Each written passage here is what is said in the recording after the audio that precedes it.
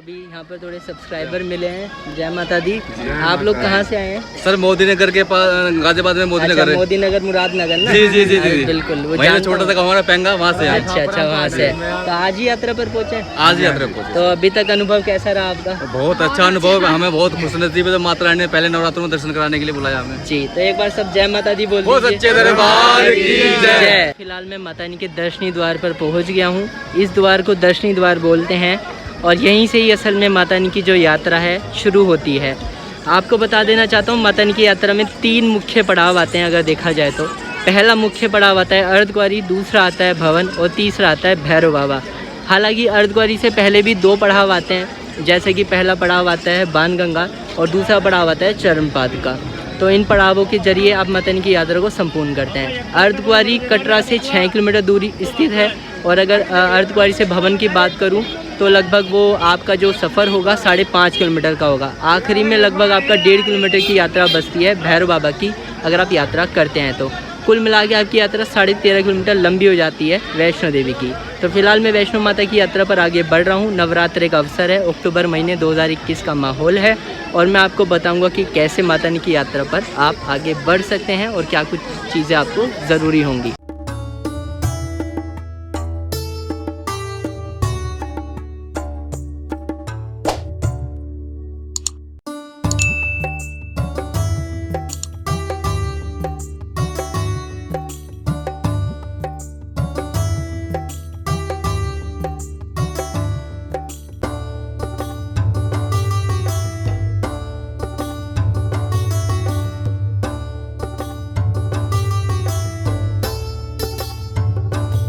तो अभी फ़िलहाल यात्रा शुरू हो गई है माता रानी की और सब्सक्राइबर्स हमें दोबारा मिले हैं।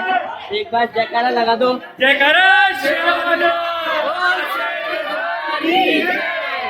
जोर से बोलो, सारे बोलो, बोलते रहना, हाथ उठा के जय माता दी, ताली बजा के हाथ उठा के बाण गंगा, पानी ठंडा, नच के बोलो, जोर से बोलो, जय माता दी, जय माता दी। जरा बोलते रहना, जरा चलते चलते जय माता दी, जय माता दी, जयकारा शेरा वाली दा।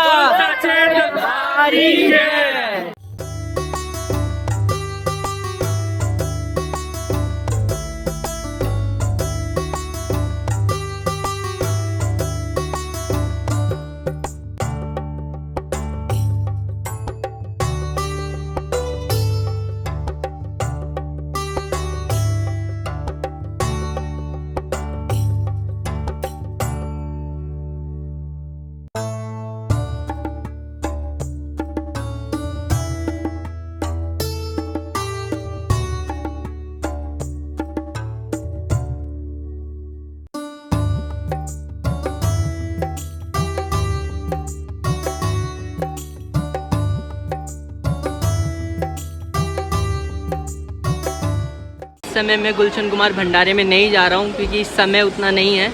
ऑलरेडी मैं थोड़ा सा लेट हूँ कह सकते हैं। जो मैंने सोचा था उससे थोड़ा सा लेट हूँ, आधा घंटा। अभी जो समय में लगाऊंगा वो बाणगंगा में लगाऊंगा। बाणगंगा में नहाना है।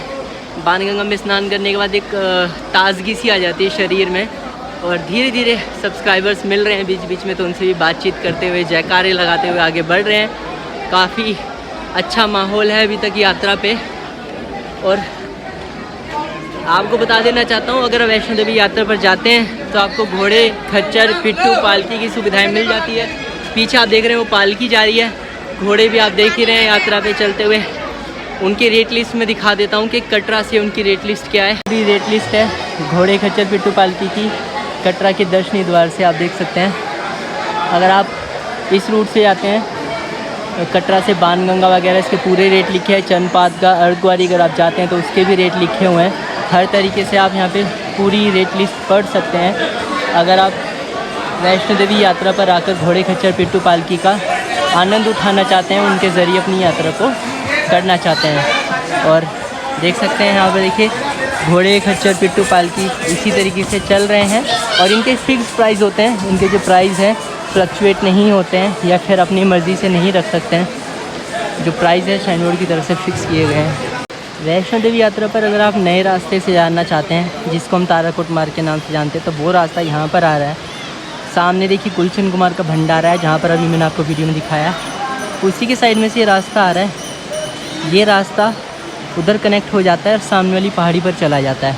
जो सामने आप पहाड़ी देख रहे हैं उस पहाड़ी का नाम है ताराकोट मार्ग। तो वो नया रास्ता बना है कुछ ही साल पहले, तो उस मार्ग से भी आप वैष्णो देवी डायरेक्ट जा सकते हैं और वो मार्ग अर्धकुंवारी पे जाके कनेक्ट हो जाता है और उसी मार्ग से आप भवन भी जा सकते हैं। तो अगर किसी को वो रास्ता अपनाना है तो वो भी ज़रूर अपना सकते हैं रास्ता। जब वैष्णो देवी यात्रा करते हैं तो यहाँ पे आप लाठी का सहारा ले सकते हैं। 20 रुपये में आराम से आपको लाठी मिल जाती है और जो डंडा होता है उसके सहारे से बहुत सारे भक्त यात्रा को काफ़ी आराम से चढ़ पाते हैं। तो ये जो डंडे हैं ये किराए पे भी मिल जाते हैं। 20 रुपये इनका टोटल रेंट होता है और अगर आप इस डंडे को वापस करते हैं तो आपको 10 रुपये वापस मिल जाते हैं। तो कुल मिला के देखा जाए तो डंडा सिर्फ 10 रुपये का ही रह जाता है। तो आप डंडे के सहारे से भी यात्रा आसानी से चढ़ सकते हैं, जो कि काफ़ी सारे जो यात्री हैं चढ़ना पसंद भी करते हैं डंडे के सहारे से। ये देखिए कितनी कठिनाइयों से ये माता इनके पूरे भवन को यात्रा को सजा रहे हैं और ऐसे पुताई कर रहे हैं। कितनी अच्छी बात है। बहुत ज़्यादा मेहनत लगती है, तो कोशिश कीजिए यात्रा पर आप बिल्कुल भी गंदगी ना फैलाएं, यात्रा को स्वच्छ रखें, साफ़ रखें। और ये हम सब की जिम्मेदारी बनती है कि माता इनकी यात्रा पे कतई भी गंदगी ना फैलाई जाए। देख सकते हैं लोग यहाँ पे प्लास्टिक वगैरह ये सब चीज़ें डाल देते हैं, तो मुझे नहीं लगता ये जायज़ है, जबकि हर दूरी पर इस तरीके के डस्टबिन लगाए गए हैं। तो कोशिश यही करें खुद भी अवेयर रहें और दूसरों को भी जागरूक रखें। जगह जगह पर आपको इस तरीके की दुकानें मिल जाती हैं जहाँ से आप डंडे वगैरह देख सकते हैं। चप्पल अगर किसी की टूट जाती है वो भी आप यहाँ से देख सकते हैं। ताला भी मिल जाता है आपको इन दुकानों से। ये देख सकते हैं किस तरीके से यहाँ पर दुकानें बनी हुई हैं। अब लगभग यात्रा शुरू करके और 200 मीटर लगभग चल के अब मैं माता इनके बाणगंगा के पास में पहुँच गया हूँ।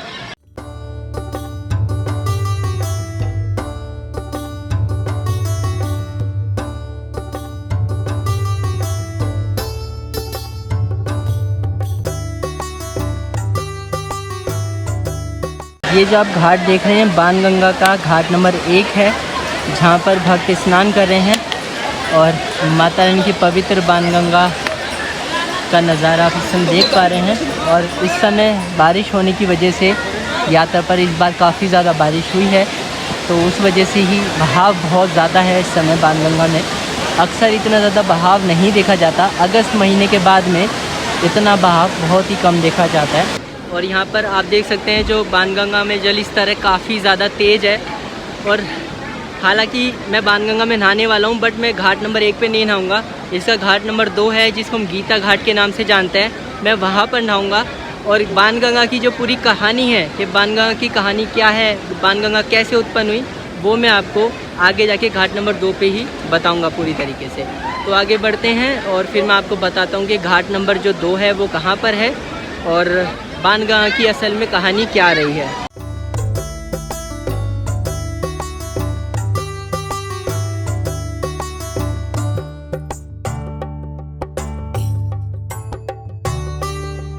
जो फिलहाल आप सामने दर्शनी द्वार देख रहे हैं, जहाँ पर पहले भक्तों की चेकिंग हुआ करती थी, जो इस समय प्रेजेंट में दर्शनी द्वार है जहाँ पर संगमरमर गेट लगा हुआ है इतना प्यारा।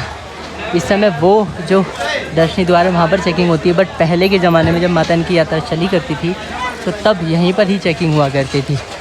तो आज भी ये उसका प्रतीक है कि कैसे माता इनकी यात्रा पे पुराने ज़माने में चेकिंग यहाँ पर हुआ करती थी। भक्त इसी को ही दर्शनी द्वार माना करते थे।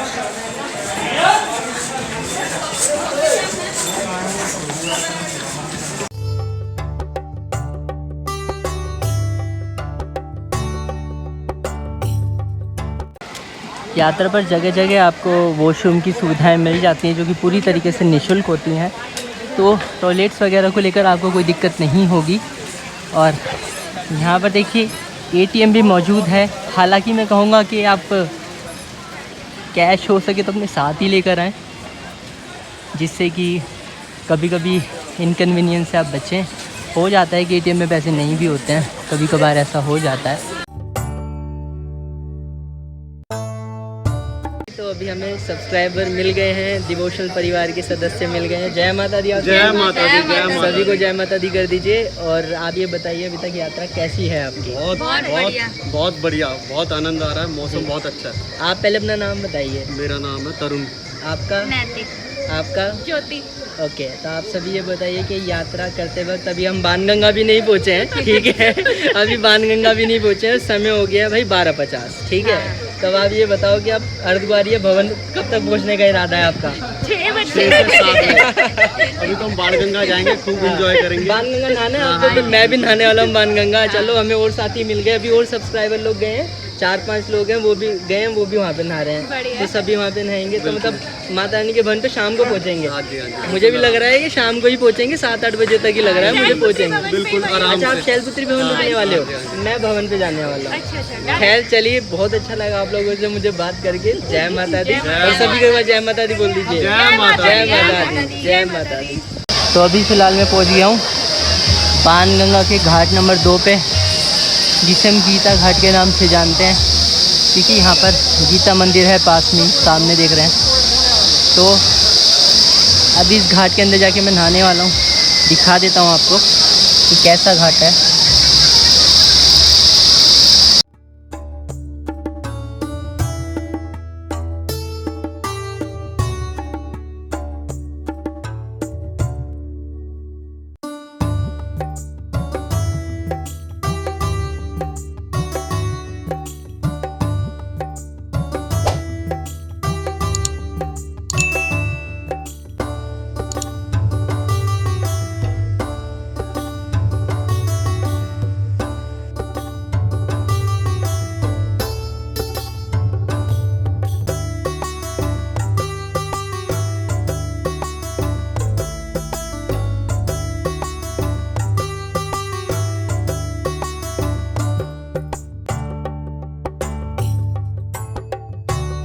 जय माता दी, जय माता दी, जय माता दी, जय माता दी, जयकारा शेरावाली दा, राधे दरबार की जय, राधे दरबार की जय, मेरी सच्चिया जोता वाली माता, मेरी सच्चाई की जय, हर हर गंगे, हर हर गंगे, हर हर गंगे। इस बार बहुत ही ज्यादा पानी है भाई बाणगंगा में। अगर 23 को आया था तो इतना ज्यादा भी नहीं था, बट डबल हो गया, पानी डबल हो गया इस समय पूरा। तो सही है, ये देखो यार, देखो बाणगंगा में नहाने के लगी मजा आ रहे हैं।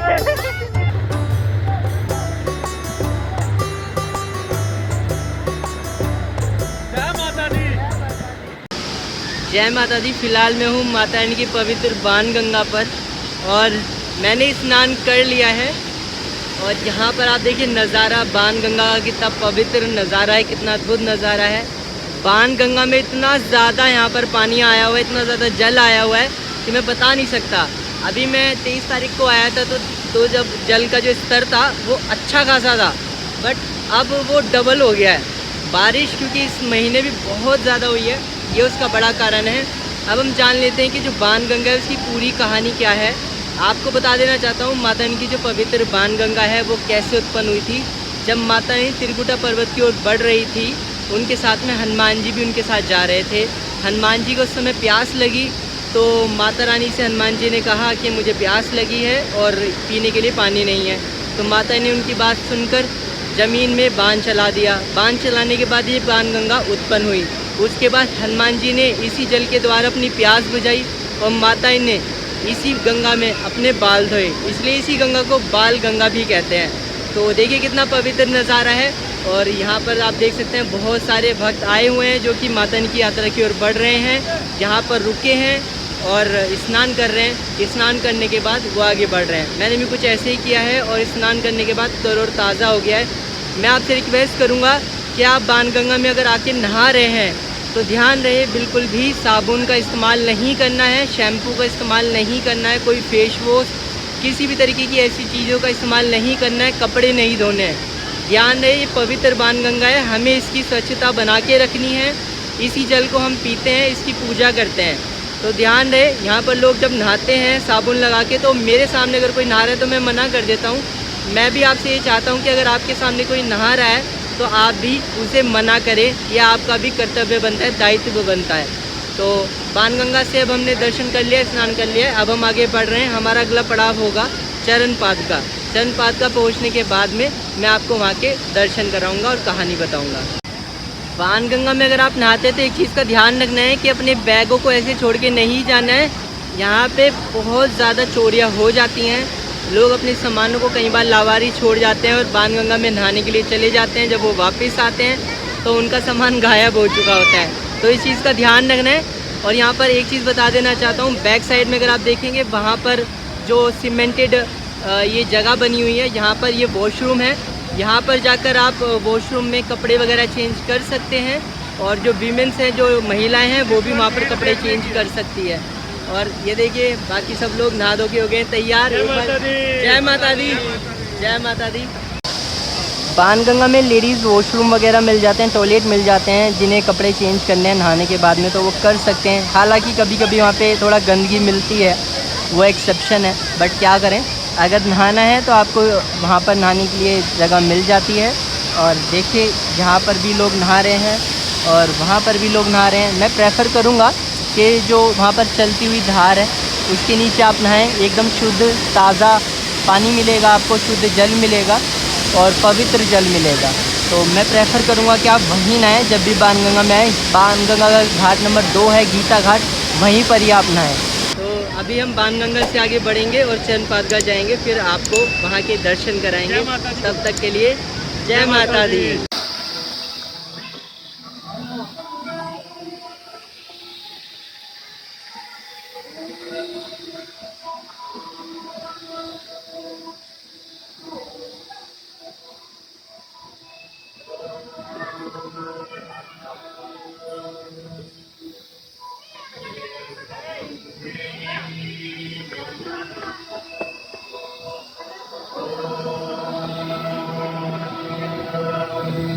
तो मैं बाणगंगा से आगे बढ़ चुका हूँ फाइनली, और अगला पड़ाव होगा मेरा चरण पादुका, जो कि बाणगंगा से लगभग 1 किलोमीटर दूर है, और वो कवर करने में लगभग मुझे 20 से 25 मिनट लगने वाले हैं।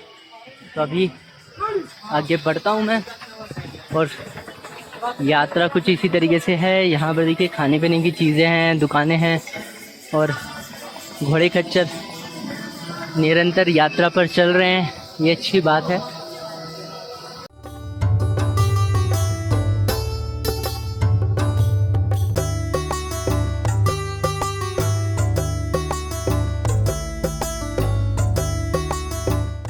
तो अब लगभग 15-20 मिनट पैदल चल के, लगभग 1 किलोमीटर चल के, अब मैं चरण पादुका मंदिर के पास में आ गया हूँ। और काफ़ी थकान है, धीरे धीरे थोड़ी थोड़ी हो ही जाती है। और टाइम हो गया है 2:15, अभी तक की मेरी सबसे लेट यात्रा। अब क्योंकि भवन पर रुकना है तो इसलिए मैं टाइम लेके चढ़ रहा हूँ, कोई दिक्कत नहीं है।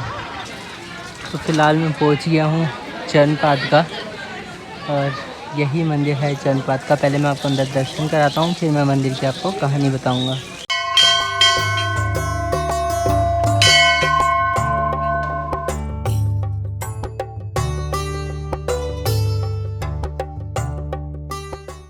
तो चरण पादुका मंदिर की जो कहानी है वो कुछ इस प्रकार है कि जब माता रानी त्रिकुटा पर्वत की ओर जा रही थी, अर्धकुंवारी की ओर जा रही थी, तो इसी स्थान पर माता रानी ने पीछे मुड़कर भैरव बाबा की ओर देखा था, और तब उनके पद चिन्ह यानी कि माता रानी के जो पद चिन्ह थे वो यहाँ पर स्थापित हो गए थे, और माता रानी ने कुछ देर विश्राम भी किया था।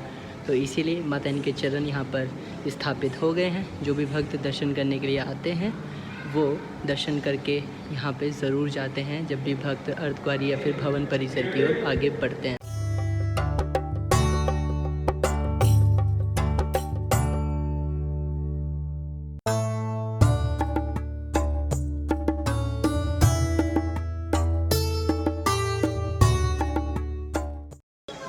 अभी फ़िलहाल मैं चंदपादका से 1.5 किलोमीटर आगे आ गया हूँ और थकान है इस बार थोड़ी,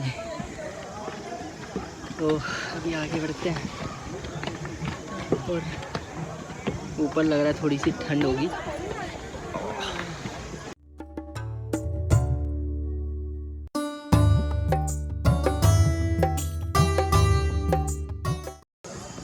तो अभी यात्रा में बढ़ते बढ़ते थोड़ी सी थकान कह सकते हो रही है और टाइम हो गया है 3:16।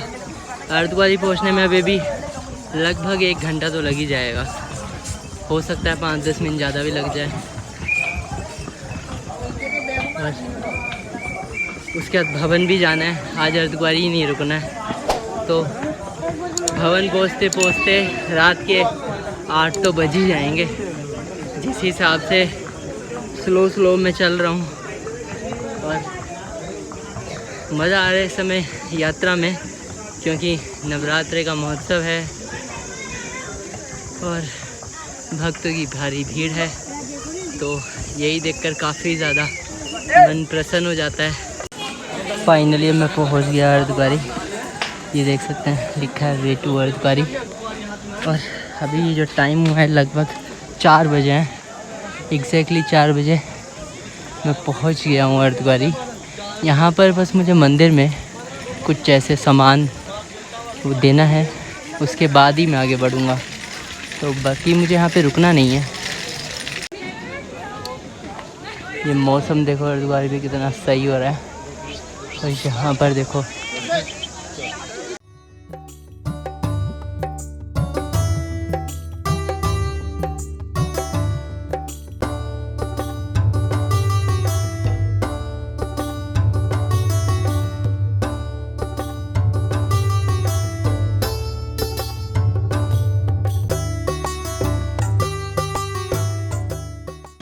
वैष्णो देवी यात्रा में आपको जगह जगह डिस्पेंसरी की भी सर्विस मिल जाती है। आप देख रहे हैं किस तरीके से भक्त दवाइयाँ ले रहे हैं यहाँ पे।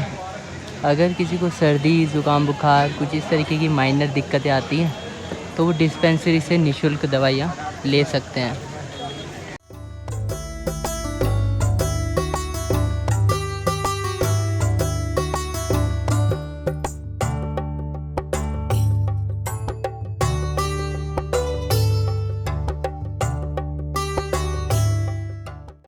यहाँ पे आप अर्धकुंवारी मंदिर की देखिए सजावट देख सकते हैं, इसके आसपास क्या सही सजावट की हुई है। और भक्तों की भीड़ देखिए कितनी ज़्यादा है, और नवरात्रे में है ये भीड़ इतनी ज़्यादा। देखिए कितना प्यारा नज़ारा है।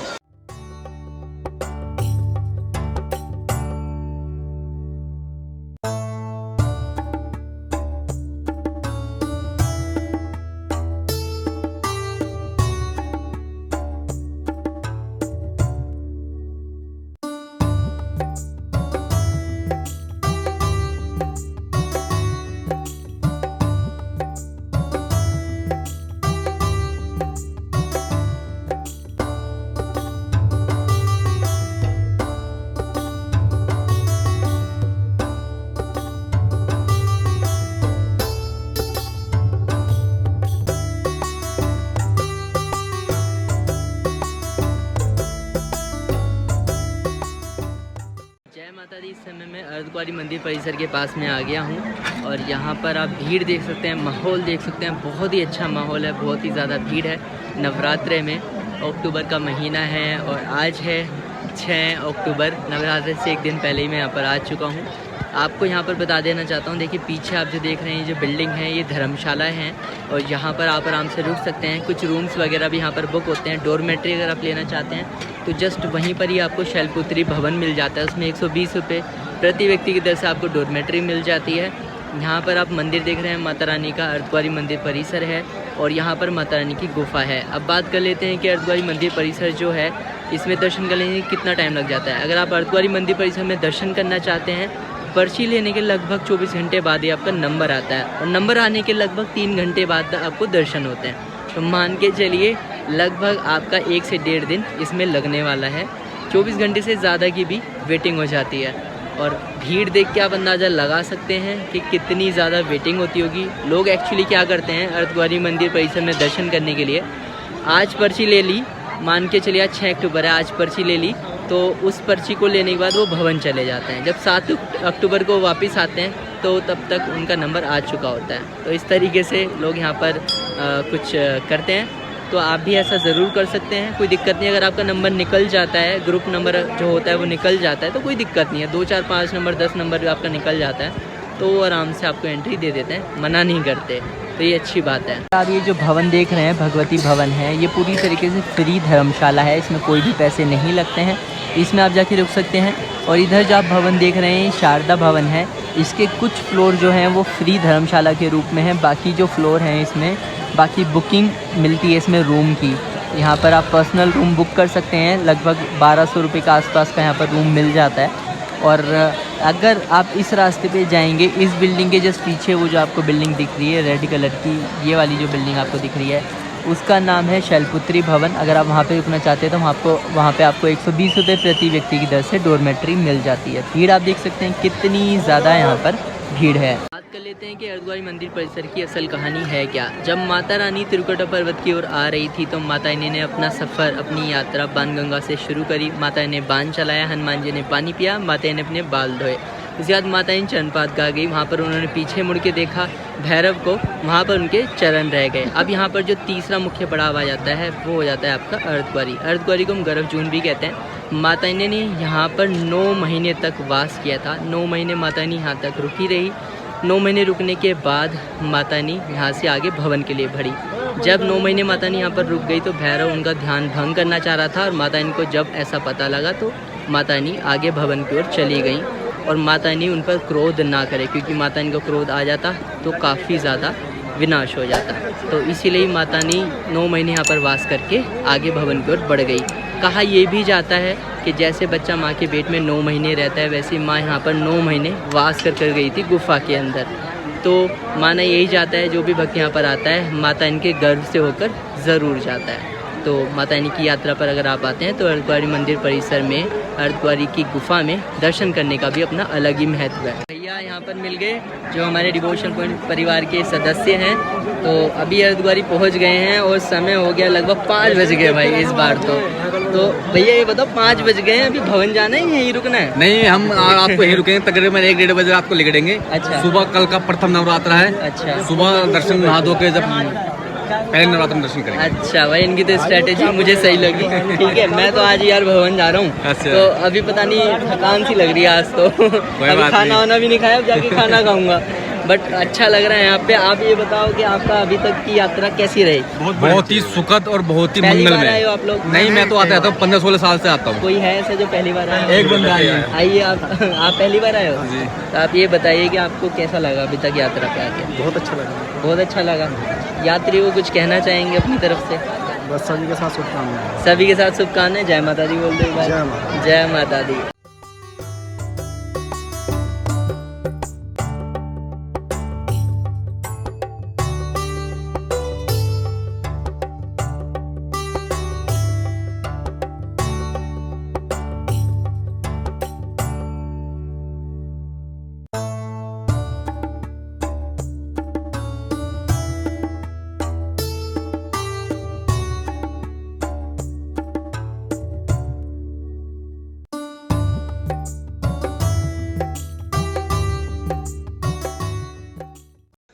फिलहाल अभी अर्धकुंवारी को मैंने टाटा बाय बाय किया है और अंदर मंदिर में दर्शन करने के बाद में अब मैं भवन की ओर बढ़ चुका हूँ।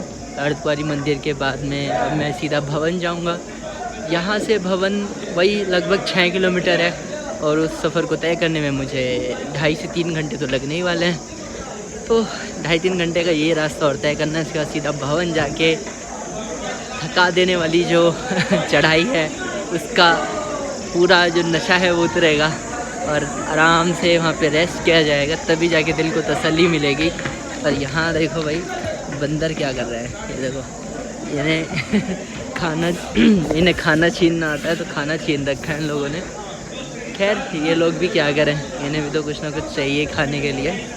अगर आप ताराकोट मार्ग से आते हो जो कि बाणगंगा से शुरू होता है गुलशन कुमार भंडारे के पास से शुरू होता है, तो वो मार्ग आपको यहाँ लाके कनेक्ट कर देगा और उससे या तो आप सीधा भवन के लिए जा सकते हैं या फिर अर्धकुंवारी आ सकते हैं, और मतलब वही रास्ता सीधा कटरा के लिए भी कनेक्ट हो जाता है। तो ताराकोट मार्ग से आप ज़रूर आ सकते हैं। हालांकि जो रास्ता है लगभग एक से दो, वहीं जो ताराकोट मार्ग है 1 से 2 किलोमीटर लंबा ज़रूर है, बट आरामदेह रास्ता है ये भी, इसलिए थोड़ा सा लंबा है। और वहाँ पर आपको एक लंगर भी मिल जाता है, जैसे कि आप सामने लिखा हुआ देख रहे हैं, वहाँ पे लिखा है 24 घंटे निःशुल्क लंगर। तो वो लंगर भी आपको वहाँ पर खाने के लिए, चखने के लिए मिल जाता है।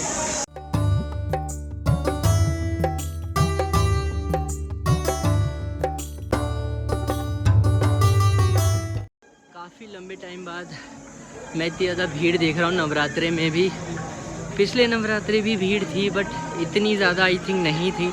इस बार सच में ही काफ़ी भीड़ है। बहुत अच्छा लग रहा है भक्तों की इतनी भीड़ देखकर। माता इनके दर्शन करने के लिए जो भक्त आ रहे हैं इतनी दूर दूर से, और अपने आप में काफ़ी बड़ी बात है। अंदाज़न मतलब पर डे 25,000 से भी ज़्यादा लोग दर्शन करने के लिए आ रहे हैं पर डे। 25,000 बहुत होते हैं। रात के 12 बजे के बाद में फिर से 25,000, तो अंदाज़ा लगा सकते हैं एक दिन में अप्रोक्स अगर देखा जाए तो 30,000 35,000 लोग आ ही जाते होंगे बड़े प्यार से। तो अभी मिले हैं सब्सक्राइबर्स एक बार फिर से। सुबह से बहुत सारे सब्सक्राइबर मिले हैं, सच मानो। अभी लोग आएगा तो देखना, तो बहुत सारे सब्सक्राइबर मिले हैं और अब सबसे मिलकर बहुत अच्छा लगता है। अब ये बताओ कहाँ से आए हो आप लोग? आगरा से, यूपी। क्या बात है, मतलब मथुरा के पास ही यार आगरा है। जी, ताजमहल के बिल्कुल जस्ट बगल से। अच्छा, ताजमहल के बिल्कुल जस्ट बगल से। यार मैं नहीं गया आज तक ताजमहल। आइए। चलो ठीक है। ये बताओ मदानी की यात्रा पे कैसा लग रहा है? बिल्कुल बहुत बढ़िया, मजे आ रहे हैं माता रानी की। पहली बार आए हो? नहीं तो 24 मतलब 24वीं बार। अच्छा, 24वीं बार आप लोग आ रहे हैं यहाँ पे। चलो बहुत अच्छी बात है यार। ये तो मतलब हमारे क्या ना एज ग्रुप के लोग ज़्यादा आना पसंद नहीं करते बट हम लोगों में श्रद्धा है, हमारे माँ बाप देख के खुश हो जाते हैं। माता रानी के चरणों में स्वर्ग कहीं नहीं है। हाँ यार ये तो है कि मतलब इससे अच्छी जगह कहीं नहीं। तो एक बार सबको जय माता दी बोल दो। जय माता दी। जयकारा शेरावाली दा सच्चे दरबार की जय। बहुत बहुत थैंक यू सर मिलने के लिए। जय माता दी सर। जय माता दी। और सबसे मिलके बहुत अच्छा लगता है। आप सभी ऐसे मिलते रहिएगा। अपना परिवार है डिवोशनल पॉइंट, वो आगे ऐसे ही बढ़ता रहेगा। तो माता रानी की यात्रा के दौरान सब्सक्राइबर्स भी मिल ही रहे हैं, इससे अच्छी बात नहीं है। और आप लोग जब भी यात्रा पर आते हैं तो ऐसे ही मिलते रहिएगा। अगर आपको पता है कि मैं यात्रा पर आ रहा हूँ तो ऐसे अच्छा लगता है। और यहाँ पर देखो ये रहे हमारे डिवोशनल पॉइंट के मेंबर्स। एक बार जय माता दी बोल दो फिर से। जय माता दी। तो ऐसे ही आगे बढ़ते रहें और एक दूसरे को प्रोत्साहित करते रहें। यात्रा में थकान थोड़ी बहुत होती रहती है, बट क्या है, हम फिर से बैठते हैं, उठते हैं, चलते हैं। यही हमारा काम है। जय माता दी बोलते हुए आगे बढ़ते रहना है। हालांकि सुबह से मैंने कुछ खास खाया नहीं है। जो हमारे भगवान सिंह जी है ना होटल वाले, तो उन्हीं ने खिलाया था थोड़ा। उसके बाद मैंने एक रियल जूस पिया था और अब मैं सोच रहा हूँ कुछ खा लेता हूँ। तो फिलहाल अभी भोजनालय आने वाला है, तो जैसे ही आता मैं कुछ खा लेता हूँ। ऐसा ना हो कि कोई मतलब दिक्कत आ जाए, परेशानी आ जाए, इसीलिए। हर साल पैदल आते हैं। एमपी के हैं? एमपी के दमोह डिस्ट्रिक्ट। अच्छा, तो एमपी से यहाँ तक ट्रेन में है? नहीं, पैदल आते हैं। अच्छा, एमपी से भी पैदल आते हैं? पैदल आते हैं और 1 मंथ बिफोर चलते हैं। अच्छा, समथिंग 1 मंथ 10 डे लगता है। मतलब 1 महीना 10 दिन आपको लग जाता है यहाँ आने में? पैदल आने में? पैदल आने। तो बहुत हिम्मत की बात है। हाँ। तो आप ये कब से कर रहे हैं? कितने साल हो गए? हमें अभी 2nd साल है। मतलब दूसरा साल है ये? जी हाँ। आपका यहाँ आते हुए? जी। तो ये तो बहुत बड़ी बात है। हमारा यहाँ पर आना 3री बार है। हाँ जी। अभी इसके बिफोर में मार्च के महीने में यहाँ से रिटर्निंग हुआ था। अच्छा। तो देवी मानक मन्नत पूर्ति कर दी है। हाँ जी। इसलिए मैं यहाँ आता हूँ। अच्छा। अभी 2 बार मुझे और आना है। 2 बार अभी और आना है? तो उसके बाद आपकी मन्नत पूरी हो जाएगी? हाँ, हो गई है। अच्छा, मन्नत पूरी हो गई है? माता जी का चुका रहा है। अच्छा। घर में मेरे बच्चे वगैरह सब कुछ है। अच्छा। ऑल सो टाइम हर चीज़ अवेलेबल है। अच्छा। सिर्फ मैं माता के दर्शन करने ही आया। जी। बहुत ही, ये तो बहुत सौभाग्य की बात है कि मुझे आपके दर्शन हुए। और आप एक बार अपना आशीर्वाद भी दीजिएगा। नहीं। ये तो बहुत बड़ी बात है कि आप माता रानी के दर्शन करने पैदल आ रहे हैं। इमेजिन करो, आप लोग तो सिर्फ कटरा से भवन आने के लिए थक जाते हो, घोड़े खच्चर पालकी ले लेते हो, और अंकल जी 1 महीने पहले निकल जाते हैं यात्रा करने के लिए। बताइए कितनी बड़ी बात है। तो ये आपको अंकल ऐसा करने की मतलब कहेंगे इंस्पिरेशन कहाँ से मिली? इंस्पिरेशन से तात्पर्य ये है जी कि मेरा बच्चा है ना जो जी अमरनाथ जाता था, अच्छा और अमरनाथ में जो शेषनाग में जो लंगर चलता है जी इनका जो प्रधान जी अपने मारकंडे के जी शाहबाद के जी जी तो वो जाता था। अच्छा। तो हमें उससे और उनसे प्रधान जी से प्रेरणा मिली है। मैं अंकल जी के लिए चाय लेके आया हूँ क्योंकि अंकल मुझे काफ़ी अच्छे लगे, तो मैंने उन्हें बोला कि चाय ले सकते हैं, कि उन्होंने बोला ठीक है। तो चाय बिस्किट वगैरह लाया हूँ, मैं भी थोड़ा खा लेता हूँ। राजमा चावल, चाय और बिस्किट नमकीन ले लिए, तो वो सब खा पी के फिर आगे निकलते हैं।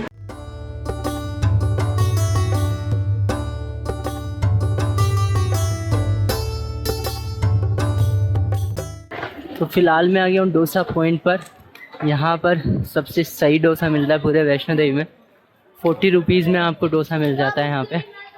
और यहाँ पे जो हिमकोटी डोसा पॉइंट है वहाँ पर हिमकोटी भोजनालय भी है, जहाँ पर खाने की काफ़ी अच्छी व्यवस्था है और काफ़ी टेस्टी खाना आपको बेसिकली मिल जाता है।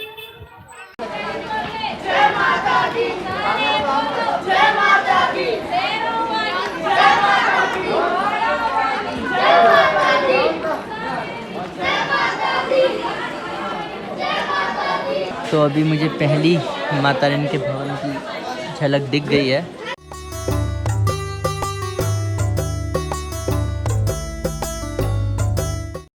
जय माता दी, आप सभी का स्वागत है। आज नवरात्रि का पहला दिन है, बहुत ही खास दिन है, और ख़ास दिन को और भी खास बनाने के लिए हमारे डिवोशनल पॉइंट परिवार के सदस्य यहाँ पर आ गए हैं।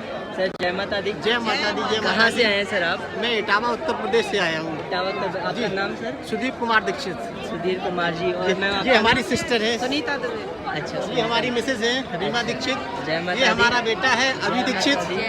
तो अभी हमें डिवोशनल पॉइंट परिवार के और सदस्य ऐसे ही मिले हैं, बहुत अच्छा लगता है। मैं पूरी यात्रा करते आ रहा हूँ, बहुत सारे सदस्य मिल रहे हैं, तो अच्छा लगता है। अरे मुझे बहुत खुशी हुई है आपसे मिलकर, कितनी खुशी मैं आपको बयान नहीं कर सकता हूँ। आप ये बताइए कि अभी भवन तक आप आए हैं तो आपका अनुभव कैसा रहा? बहुत शानदार अनुभव है। इतनी भीड़ है यहाँ पर भक्तों की, मैं आपको बता नहीं सकता। भीड़ है, बहुत ज़्यादा भीड़ है। और मतलब मुझे लगता है कि पिछले नवरात्र में भी इतनी भीड़ नहीं थी जितनी इस नवरात्र में। और सारी सुविधाएं भी इस समय श्राइन बोर्ड की बहुत अच्छी है, उन्होंने बहुत अच्छी बनाई हुई है जी। हर चीज़ आपको उपलब्ध है हर जगह। बिल्कुल हर चीज़ उपलब्ध है, कोई दिक्कत नहीं है। यात्रा पर जो सभी सुविधाएं हैं वो चल रही हैं। देखो बच्चे भी आ रहे हैं, हमारे बुजुर्ग लोग भी आ रहे हैं, सभी आ रहे हैं, कोई दिक्कत नहीं है। आप यात्रा पर बढ़ चढ़कर हिस्सा ले सकते हैं, यात्रा को सफल बना सकते हैं। एक बार सबको जय माता दी बोल दीजिए। जय माता, जयकारा शेरावाली दा, बोल सच्चे दरबार की जय। बहुत बहुत शुक्रिया सर। जय माता दी।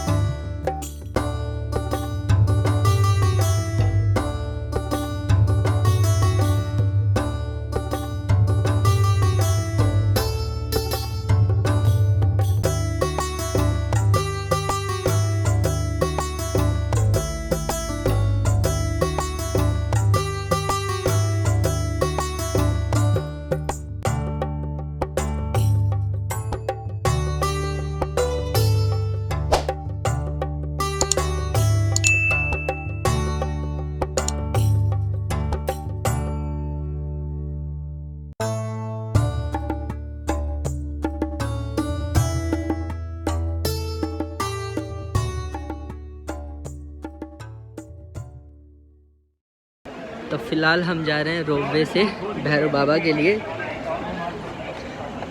और ये गया रोपवे, हम जा रहे हैं भैरव बाबा।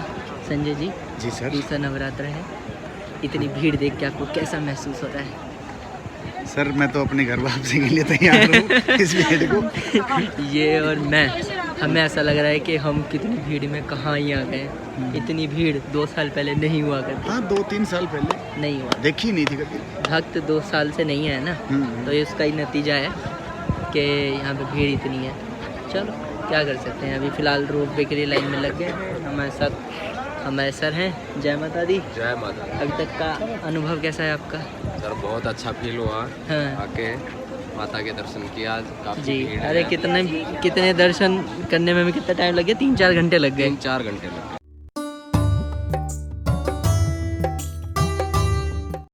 तो अब रोपवे से निकल के हम भैरव बाबा आ गए हैं, और भीड़ अच्छी खासी सही है।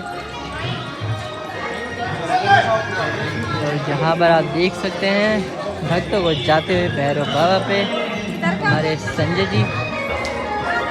इस भेंट शॉप से आप प्रसाद ले सकते हैं जब आप भैरव बाबा आते हैं। और ये श्राइन बोर्ड की शॉप है जिसमें फिक्स प्राइस में आपको प्रसाद मिल जाता है।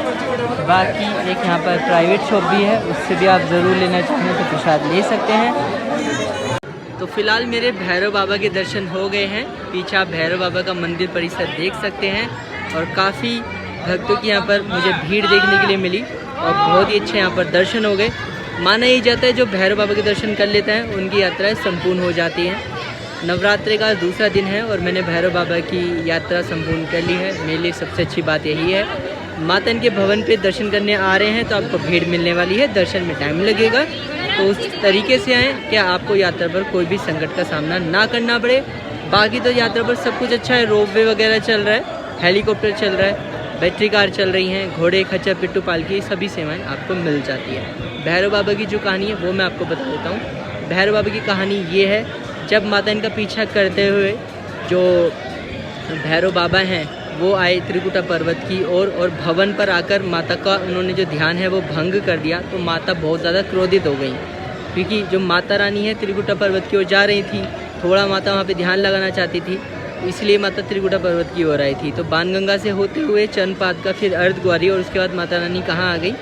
भवन पे आ गए। भवन पे जब भैरव बाबा ने माता रानी का फिर भी पीछा नहीं छोड़ा, भैरव बाबा को पता लग गया कि यहाँ पे माता रानी है, तो उन्होंने उनका ध्यान भंग कर दिया। माता को बहुत ज़्यादा गुस्सा आया, और माता ने क्या किया, अपनी शक्तियों का इस्तेमाल करते हुए माता ने भैरव बाबा का वध कर दिया। जो धड़ है भैरव बाबा का वहीं पड़ा रहा, और जो सर है वो यहाँ पर आकर गिर गया, जिसे हम भैरव बाबा के नाम से जानते हैं। ये पूरी कहानी है। जब माता ने भैरव बाबा का वध कर दिया, उसके बाद भैरव बाबा को पता लगा कि माता बहुत ज़्यादा शक्तिशाली है, और माता वैष्णो सिर्फ एक नाम ही नहीं है, वो एक शक्ति है। तो उसके बाद भैरव बाबा को काफ़ी ज़्यादा पश्चाताप हुआ, जिसके बाद माता से उन्होंने माफ़ी मांगी।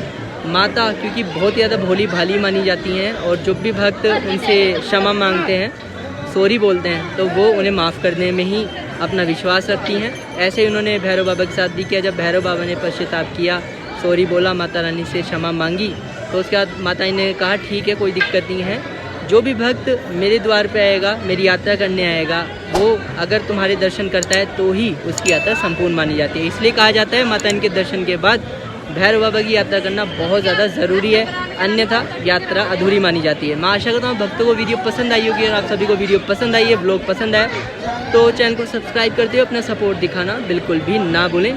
जय माता दी।